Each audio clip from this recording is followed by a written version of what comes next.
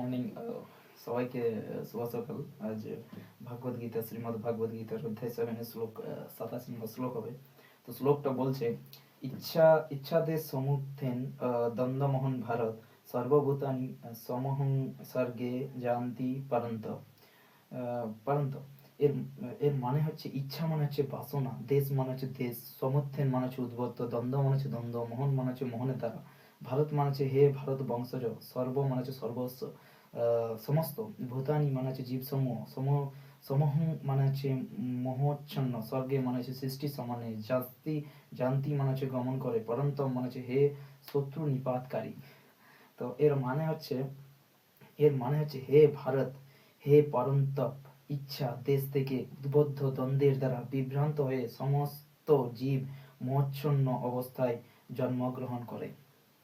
তো এটাকে আমি আবার উচ্চারণ করতে যাচ্ছি, ইচ্ছা দেশ সমুত্থেন দ্বন্দ্ব মোহেনা ভারত সর্বভূতানি সমহং স্বর্গে জানতি পরন্তপ।